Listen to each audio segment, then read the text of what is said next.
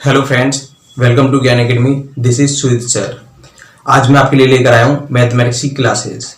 आज के बाद आपको कहीं भी कोई कोचिंग लगाने की जरूरत नहीं पड़ेगी और ना ही आपको कहीं कोचिंग में पैसा इन्वेस्ट करना पड़ेगा। तो इसे शुरू करने से पहले आपसे एक छोटी सी रिक्वेस्ट है, यदि आप मेरे चैनल पर पहली बार आए हैं तो मेरे चैनल को सब्सक्राइब कर लीजिए और साथ ही साथ बेल आइकन को प्रेस कर लीजिए ताकि हमारी प्लेलिस्ट वीडियो आपके पास पहुंचे सबसे पहले।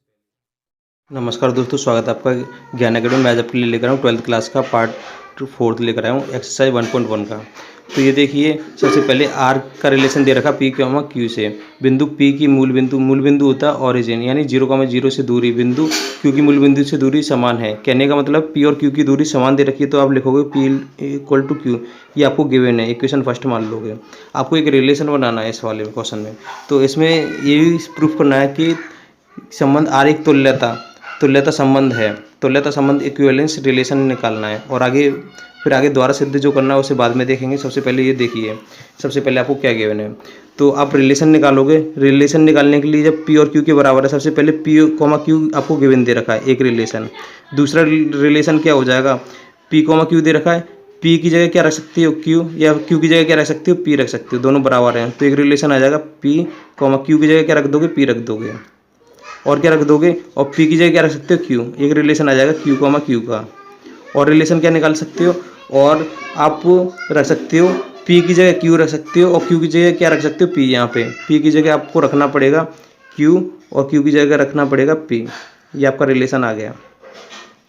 रिलेशन आने के बाद आपको इक्विवेलेंस यानी तुल्यता संबंध निकालना है। तो सबसे पहले आपको क्या निकालना पड़ेगा, फॉर आपको सिमेट्रिक ट्रांजिटिव, इसमें भी सभी निकालते हैं तो निकालना पड़ेगा। तो आपको सबसे पहले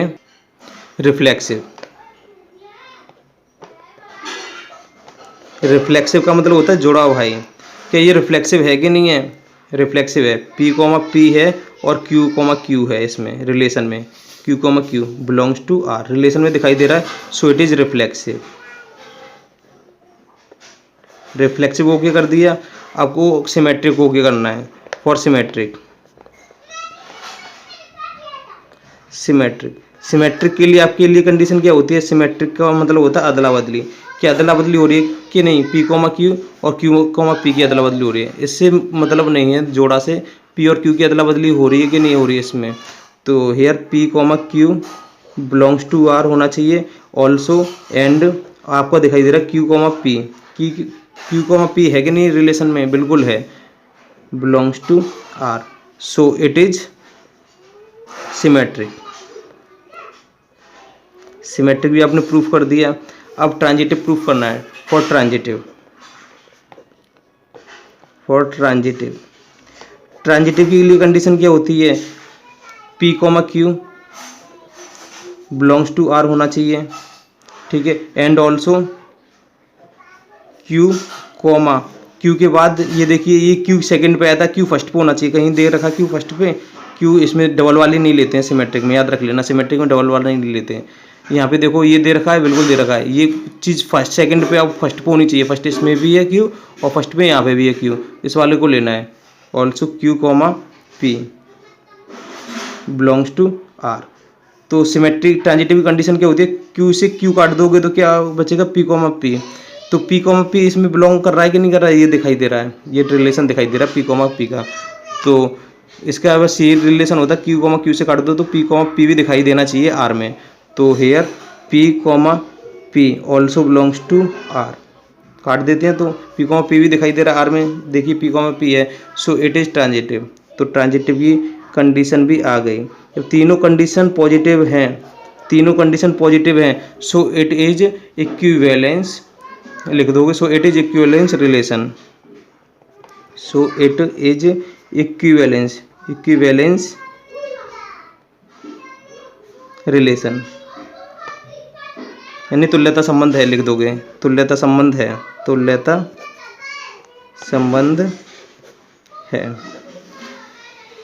इक्विवेलेंस रिलेशन, ठीक है। तुल्यता संबंध निकल गया। इसके बाद इसने और भी, ये तो संबंध निकालना था, ये प्रूफ करना था, तुल्यता संबंध हो गया क्योंकि तीनों ओके आ गए। इसके अलावा भी उसने एक चीज़ और कही थी आपसे, उसने एक चीज़ बोली थी कि पुनः सिद्ध कीजिए, द्वारा प्रूफ करना है कि बिंदु पी कॉमा यानी पी की वैल्यू जो है 0,0 पर नहीं है।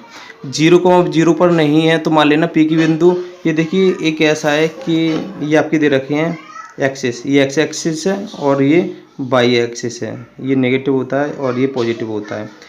P यहाँ पे नहीं है मूल बिंदु, ये होता है 0,0 होता है, सेंटर मान लेते हैं ओ। बोल रहा P यहाँ पे नहीं है तो मान लीजिए P यहाँ पे आपका, P यहाँ पे, इसके कोऑर्डिनेट मान ले रहे हैं x, y, इसके वर्टिसेस हैं x, y है। 10th क्लास में वर्टिसेस पढ़े हो तो आपने, तो आपकी यहाँ से लेकर यहाँ तक की जो दूरी है, डिस्टेंस है, तो इसमें क्वेश्चन आएगा P does not equal to 0,0, संबंधित सभी बिंदु का समोच्चय P से होकर जाने वाले एक ऐसे वृत्त को निरूपित करता है जिसका केंद्र मूल बिंदु पर है। केंद्र मूल बिंदु पर है, ठीक है। तो वृत्त का केंद्र मूल बिंदु पर है, इससे एक सर्कल ड्रॉ करोगे तो केंद्र कहाँ पे जाएगा, मूल बिंदु पर ही जाएगा, ठीक है। इस तरीके से सर्कल ड्रॉ करोगे तो अब आपको करना क्या है, P और O के बीच की दूरी, ये कैपिटल O मान लिया है। P और O के बीच की दूरी क्या होती है, ये देखिए दो बिंदुओं के बीच की दूरी का फॉर्मूला होता है, दो बिंदु कौन से हैं, P और O, P और O के बीच की दूरी कैसे निकालते हैं, 10th क्लास में आप पढ़ोगे तो पढ़ा भी होगा, तो √x1 - x2 का whole square plus y1 - y2 का होल स्क्वायर, x1 - x2 का whole square plus y1 - y2 का होल स्क्वायर। तो ये देखिए वैल्यू पुट करोगे, ये x1 की वैल्यू है और ये y1 की वैल्यू है, ये x2 की वैल्यू है और ये y2 की वैल्यू है, 0,0 है ये, ठीक है। तो √x1 की वैल्यू कितनी है, x माइनस x1 और x2 की वैल्यू कितनी है यहाँ पे 0 का होल स्क्वायर प्लस y1 की वैल्यू y है माइनस y2 की वैल्यू कितनी है 0 का होल स्क्वायर। तो ये यहाँ से क्या रह जाएगा, x² और प्लस y², जो कि ये किसका है, √x² प्लस y², दो बिंदु के बीच की दूरी √x² प्लस y² निकालते हैं तो लिख देना, जो कि एक वृत्त को निरूपित करता है, यानी एक सर्कल को निरूपित करता है। 10th क्लास में ये फॉर्मूला होता है, याद रख लेना। दो बिंदु के बीच की दूरी √x² प्लस y² निकल के आती है, तो ये किसको रिप्रेजेंट करता है, एक सर्कल को, यानी वृत्त को, जो कि यह है एक वृत्त यानी सर्कल को निरूपित करता है। यही आपको प्रूफ करना था, ठीक है। सर्कल यानी ये बोल रहा था जिसका केंद्र मूल बिंदु पर है, ठीक है। यहाँ पे लिख देना, निरूपित करता है जिसका केंद्र मूल बिंदु पर है, जिसका केंद्र मूल बिंदु पर होने पर यहाँ पे 0 से 0 हट जाता है, ये और लिख देना जिसका केंद्र मूल बिंदु पर है, जिसका केंद्र मूल बिंदु पर है, ये आपको प्रूफ करना था। बढ़ते हैं इसी तरीके से क्वेश्चन नंबर 12 पे। सिद्ध कीजिए कि समस्त त्रिभुजों की समोच्चय ए में, सेट ए में आर की वैल्यू दे रखी है, T1, T2 का रिलेशन निकालना है, T1, T2 के समरूप है, यानी समरूप का मतलब होता है सिमिलर, सिमिलर का मतलब होता है एक जैसी शक्ल के, यानी T1 की जगह T2 रख सकते हो, T2 की जगह T1 रख सकते हो। तो सेम टू सेम ऐसा ही है जैसे यहाँ पे किया था। द्वारा परिभाषित संबंध एक तुल्यता संबंध है, ये प्रूफ करना है। ये साइड दे रखी है, पहले T1 की दे रखी है समकोण त्रिभुज, यानी राइट एंगल ट्रायंगल दे रखा है, और T1 में, और T2 ये तो T1 के लिए था, ये T2 के लिए था और ये T3 के लिए था। कौन से त्रिभुज परस्पर संबंधित हैं, तो ये देखिए सबसे पहले आपको ये तुल्यता संबंध निकालना है, इक्विवेलेंस रिलेशन निकालना है। तो सबसे पहले क्या करोगे आप, तो सबसे पहले यहाँ पे ये समरूप हैं, तो आपको क्या लिखना पड़ेगा, यहाँ दे रखा है T1 is similar to T2, is similar, यानी T1 T2 के समरूप है लिख दोगे, सिमिलर टू T2। तो कह सकते हैं हम T1 एक दूसरे से चेंज हो जाएंगे T2 से, ये कंडीशन आ जाएगी। तो रिलेशन बना लोगे, आपको सबसे पहले आपको क्या चाहिए, रिलेशन चाहिए, इससे रिलेशन बनाओगे। ये तो बना के दे रखा T1, T2। अब आपका रिलेशन अगला क्या होगा, T1 की जगह T2 रख दोगे, T2 की जगह T1 रख दोगे। अब आपको T1, T2 की जगह रख सकते हो, T1 रख सकते हो। अब यहाँ पे अब T1 की जगह क्या रख सकते हो, T1 की जगह T2 रख सकते हो, T2 तो ऑलरेडी दे रखा है। और क्या रख सकते हो, चार कंडीशन बनती है दोनों की बराबर की कंडीशन पे। एक तो ये आ गया 1 1 2 1 1 2 2, अब हो जाएगा 2 1, यानी यहाँ पे T1 की जगह T2 रख दोगे, एक दूसरे को आपस में चेंज कर दोगे। T2 की जगह क्या रख दोगे, T1। ये चार कंडीशन बनती है बराबर की कंडीशन में, याद रख लेना ये चीज़, ठीक है। अब वो रिफ्लेक्सिव है कि नहीं है, रिफ्लेक्सिव के लिए क्या T1 T2 T2 T2 है, T1 T1 भी है, belongs to R also, and T2 comma T2 also belongs to R। जो क्या रिफ्लेक्सिव है। रिफ्लेक्सिव आ गया आपका। सिमेट्रिक चेक कर लो। सिमेट्रिक की कंडीशन क्या होती है, अदला बदली। अदला बदली ये देखिए T1 कॉमा T2 है, T1 comma T2 belongs to R। इसकी अदला बदली क्या होगी, T2 कॉमा T1। क्या उसमें दिखाई दे रहा है T2 comma T1, T2 comma T1 है, belongs to also R, so it is symmetric. Symmetric हो गया ये। अब क्या चाहिए आपको, ट्रांजिटिव चाहिए। ट्रांजिटिव की कंडीशन क्या होती है, T1 comma T2, T1 comma T2 belongs to R and T2 comma other function, कोई दूसरा फंक्शन देखो T2 के बाद ये वाला ले लो T1 also belongs to R। T2 से T2 कट जाएगा तो क्या हो जाएगा T1 comma T1, T1 comma T1। क्या T1 कॉमा T1 दिखाई दे रहा है उसमें, बिल्कुल दिखाई दे रहा है, ये रहा ऑल्सो बिलोंग्स टू R। सो क्या हो गया, ये ट्रांजिटिव हो गया, ये भी ट्रांजिटिव आ गया। So all equation is all relation are, लिख लो equivalence. So it is equivalence relation आ जाएगा। रिलेशंस इक्विवेलेंस रिलेशन निकाल दिया हमने। अब ये देखिए इसमें एक और चीज़ पूछ रहा है कि भुजाओं 3, 4, 5 वाले समकोण त्रिभुज राइट एंगल ट्रायंगल T1 और दे रखा भुजाओं 5, 12 और 13 वाले समकोण त्रिभुज T2 तथा भुजाओं 6, 8 और 10 वाले समकोण त्रिभुज पर विचार कीजिए। क्या T1 ये T1 की साइड थी, ये T2 की साइड थी और ये T3 की साइड थी, में से कौन से त्रिभुज परस्पर संबंधित है। तो आपको 10th क्लास में एक फॉर्मूला यह होगा, the corresponding sides of triangles are equal. तो लिखोगे the corresponding sides of triangles are equal, the corresponding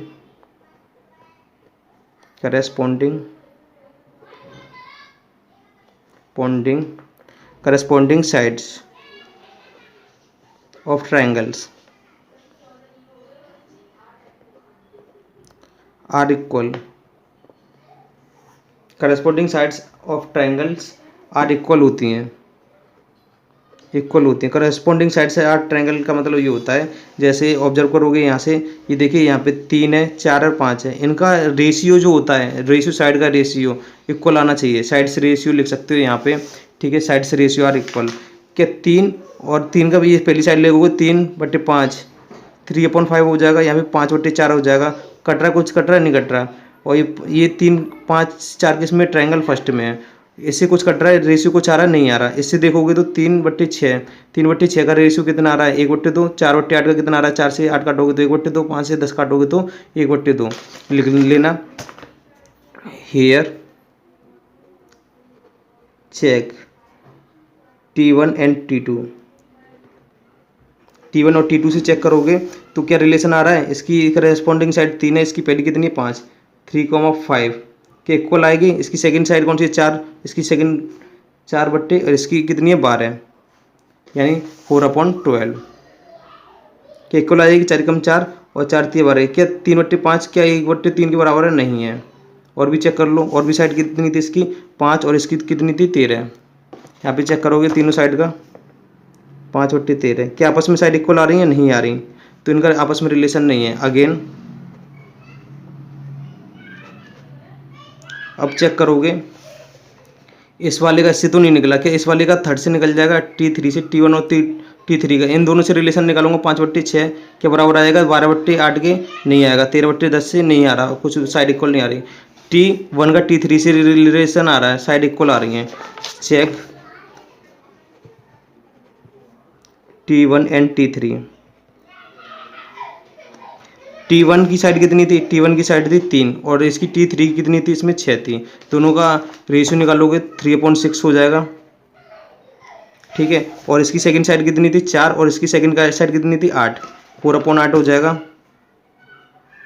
और उसकी कितनी थी 5 थी और उसकी कितनी थी 10 थी, क्योंकि इसकी थर्ड साइड थी 5 और इसकी थर्ड साइड थी 10। क्या रेशियो सभी में इक्वल आ रहा है, बिल्कुल आ रहा है। 3 से कटा 1/2 बार, यहाँ से भी 1/2 आ रहा है, यहाँ से भी 1/2 आ रहा है, तो टोटल कितना आ रहा है 1/2। तो corresponding sides of triangles are equal by T1 and T3। So here क्या यहाँ पे रिलेशन किसका निकल रहा है, then triangle T1 is similar to triangle T3 लिख देना, then triangle T1 is similar to triangle T3 के सिमिलर आ रहा है, ठीक है। तो T1 किससे रिलेटेड है, T1 रिलेटेड है T3 से, सो T1 is related to T3, यहाँ पर राइट आंसर होगा। T1 का रिलेशन T3 से बैठ रहा है। आपको क्वेश्चन नंबर भी 13 इसी तरीके से करना है जैसे क्वेश्चन नंबर 12 किया था। क्वेश्चन नंबर 12 में ये देखिए ये दोनों समरूप थे, यानी एक दूसरे से इंटरचेंज थे। तो यहाँ पे भी क्या है, समान संख्या P1 और P2 की, बिल्कुल यहाँ तक तुल्यता संबंध तो आप इसी तरीके से निकाल लोगे। क्वेश्चन नंबर 11-12 की तरह क्वेश्चन नंबर 13 भी है।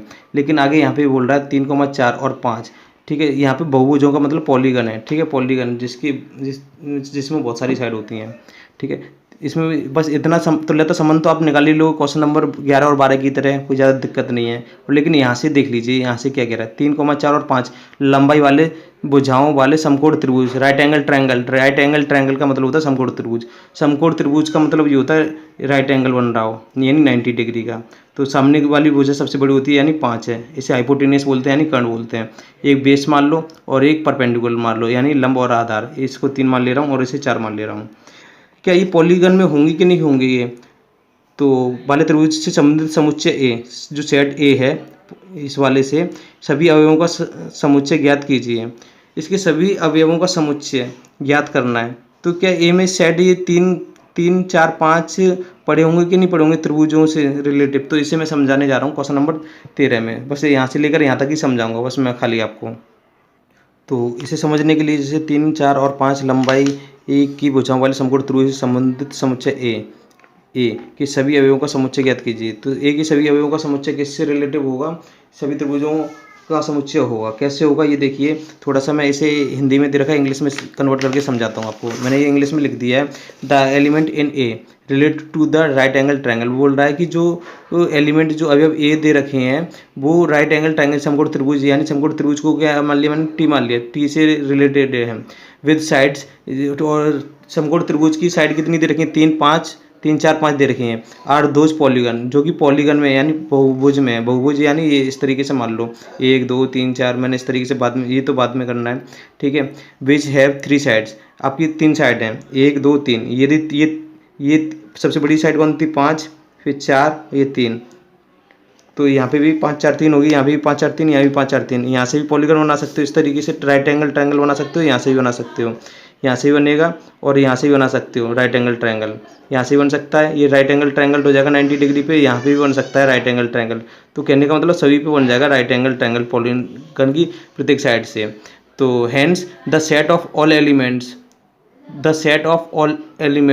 इन ए रिलेटेड, ए में जो सेट दे रखा है, ए का जो सेट निकालना है हमें, तो क्या करना है, related to triangle T. T क्या माना था हमने, राइट एंगल ट्रायंगल माना था। Is the set of all triangle, जो सभी सेट के लिए काम करेगा, यानी सभी त्रिभुजों का समुच्चय कहलाएगा। आपका ये राइट आंसर है, ठीक है। बढ़ते हैं अगले क्वेश्चन की ओर। यानी नहीं समझ में आया तो ये देखिए, जो समकोण त्रिभुज दे रखा है, इसकी साइड 3, 4, 5 ही समकोण त्रिभुज बना रही हैं। कि इसमें सब कुछ समकोण त्रिभुज बनेगा, ये देखिए यहाँ से बन जाएगा, यहाँ से बन जाएगा, ये पॉलीगन बना दिया था मैंने, ठीक है। यहाँ से बन जाएगा, यहाँ से बन जाएगा, यहाँ से बन जाएगा 90 डिग्री का, यहाँ से बन रहा है। तो सभी त्रिभुजों का समुच्चय बन रहा है कि नहीं, सभी त्रिभुजों का समुच्चय एक राइट एंगल ट्रायंगल बन रहा है कि नहीं। तो ये पूछ रहा था इस वाले क्वेश्चन में, ए के सभी अवयवों का समुच्चय ज्ञात कीजिए। तो ए के सभी अवयवों का समुच्चय सभी त्रिभुजों के समुच्चय के बराबर होगा, ये आपका राइट आंसर है।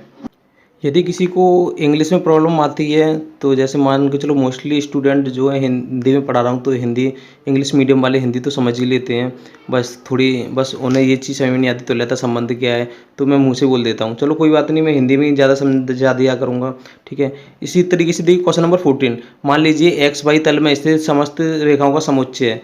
रेखा का समीकरण क्या होता है, रेखा का समीकरण होता है y बराबर के mx प्लस के c होता है, जहाँ m क्या होती है, स्लोप होती है, स्लोप यानी प्रवणता होती है। 10th क्लास में देखा होगा रेखा का समीकरण, ठीक है।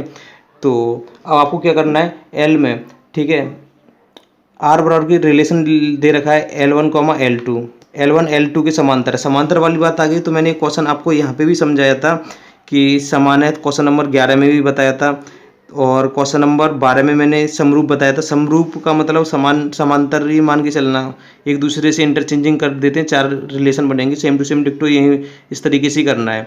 तो द्वारा संबंध आर है तो सिद्ध कीजिए कि आर एक तुल्यता संबंध है। तुल्यता संबंध तो आप क्वेश्चन नंबर 11, 12 और 13 की तरह कर सकते हो, जो सेम टू सेम डिक्टो करना है आपको। ठीक है, बस यहाँ पे क्या किया था, पी और क्यू रखा था, बस यहाँ पे क्या आ जाएगा L1 और L2 आ जाएगा, सेम टू सेम डिक्टो यहाँ पे किया था जो।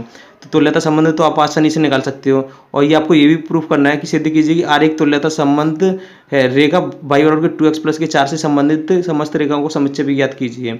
तो ये देखिए आपको क्या करना है, रेखा दे रखी है, बाई रेखा दे रखी है, यानी एक लाइन दे रखी है रेखा बाई बराबर के 2x प्लस के 4। ठीक है, ये L1 की रेखा मान के चलो, ये L की रेखा है, L की रेखा है, कैपिटल L की मान ली। अब L1 की क्या होगी, L2 की क्या होगी, बाई बराबर के mx प्लस के c से तुलना करने पर। रियल रेखा क्या होती है, रेखा बाई बराबर के mx प्लस c से तुलना करने पर तो प्रवणता कितनी आ जाएगी, प्रवणता यहाँ से L की तो 2 आ रही है, और कांस्टेंट वैल्यू कितनी है C, यहाँ पे C की वैल्यू कितनी आ रही है, 4 आ रही है कांस्टेंट, यानी यहाँ पे बाई बराबर एम एक्स प्लस के C कंपेयर करोगे तो x से x की वैल्यू तो x है, m की जगह कितना आ रहा है 2। यहाँ प्रवणता कितनी है, यहाँ प्रवणता कितनी है, m बराबर के 2 है, कोई बात नहीं, प्रवणता सभी के लिए बराबर काम करेगी। लेकिन C कितनी है, C कितनी है 4, C बराबर के 4 है। तो यदि आपको क्या चाहिए इस वाले क्वेश्चन में, समस्त रेखाओं का समुच्चय ज्ञात करना, तो समस्त रेखाओं का समुच्चय ज्ञात करना तो बस आपकी सी चेंज होगी, जो कि सी चेंज होगी, सी की वैल्यू कहाँ से लोगे, एल से लोगे, यानी रिलेटेड टू आर, आर में आनी चाहिए सी की वैल्यू। तो लिख देना यहाँ पे समस्त रेखाओं का समुच्चय, समस्त रेखाओं का समुच्चय, आपको समस्त रेखाओं का समुच्चय निकालना है ना, समुच्चय। तो बस आपकी जो सी की वैल्यू किससे बिलोंग्स करनी चाहिए, आर से बिलोंग करनी चाहिए, सी बिलोंग्स टू आर होना चाहिए, तभी आपका समस्त रेखाओं का समुच्चय आएगा। यानी सी की जगह आप आर से उठा सकते हो 1 2 3 4, तो यानी ये तो चेंज नहीं होना, बस सी की वैल्यू चेंज होगी, तो आपका समस्त रेखाओं का समुच्चय सी बिलोंग्स टू आर आ जाएगा। ये आपका राइट आंसर होगा। पढ़ते हैं क्वेश्चन नंबर 15 की ओर और 16 की ओर। तो आपका क्वेश्चन नंबर 15 और 16 ये देखिए, ये तो यहीं पे कंप्लीट हो जाएगा। मान लीजिए कि समुच्चय ए दे रखा है, ये ए सेट दे रखा है, ठीक है, आर दे रखा 1 2 2 2 1 1 1 4 4 1 3 3 3 3 2 द्वारा परिवार संबंध आ रहा है। निम्नलिखित में से सही उत्तर का चयन करना है। आर स्वतुल्य तथा सममित है किंतु संक्रामक नहीं है। स्वतुल्य का मतलब एक जैसी वैल्यू, एक एक है, 2 2 है, 2 2 है, 3 3 है, 3 3 है, 4 4 है, 4 4 है, स्वतुल्य तो निकल गया। सममित, सममित का मतलब होता है अदला बदली, 1 2 है, क्या 2 1 दिखाई दे रहा है, 2 1 नहीं दिखाई दे रहा है, यानी सममित नहीं है ये, तो इसे कैंसिल कर दोगे, कोई एक चीज़ कैंसिल हो गई तो यानी पूरा कैंसिल कर दोगे। और सेकंड चेक करते हैं स्वतुल्य, हम स्वतुल्य चेक कर चुके थे। स्वतुल्य का मतलब होता है रिफ्लेक्सिव, रिफ्लेक्सिव है कि नहीं है, यानी सेम वैल्यू है कि नहीं, 1 1 2 2 3 3 4 4 है, रिफ्लेक्सिव निकल गया हमारा, चलो ओके हो गया रिफ्लेक्सिव। अब संक्रामक, सममित नहीं है, सममित नहीं है, तो कह रहा था ट्रांजिटिव नहीं है, संक्रामक है क्या नहीं, संक्रामक का मतलब जैसे 1 2 डबल वाली वैल्यू से नहीं चेक करते, तो आप इसे चेक कर सकते हो, या इसे चेक कर सकते हो 1 3 को, इसे 3 2 को, यहाँ पे बी कितना 3 और यहाँ पे बी कितना 3 है, तो 3 से 3 काट दोगे तो क्या बचेगा 1 2 है कि नहीं है, तो आपका संक्रामक भी निकल रहा है। सममित यानी अदला बदली ना होना, सममित नहीं है का मतलब अदला बदली नहीं होनी चाहिए। तो क्या अदला बदली हो रही है 1 2, क्या 2 1 दिखाई दे रहा, नहीं दिखाई दे रहा, डबल की नहीं देखते हम, ठीक है, क्या 1 3, क्या 3 1 दिखाई दे रहा, नहीं दिखाई दे रहा, तो 3 2, क्या 2 3 दिखाई दे रहा है, इस वाले रिलेशन में नहीं दिखाई दे रहा, तो ऑप्शन कौन सा है, बी ठीक है, यानी ये भी निकल रहा है, संक्रामक भी निकल रहा है और ये भी निकल रहा है, आपका ऑप्शन बी होगा। क्वेश्चन नंबर 16 चेक करते हैं। मान लीजिए कि समुच्चय एन, एन क्या है, नेचुरल नंबर 1 2 3 4 5 6 7 में, ए बी, ए बराबर के बी माइनस के 2, जहाँ बी की वैल्यू आपको लेनी है 6 से बड़ी बड़ी लेनी है, द्वारा प्रदत्त संबंध आर निम्नलिखित में से सही उत्तर का चयन कीजिए।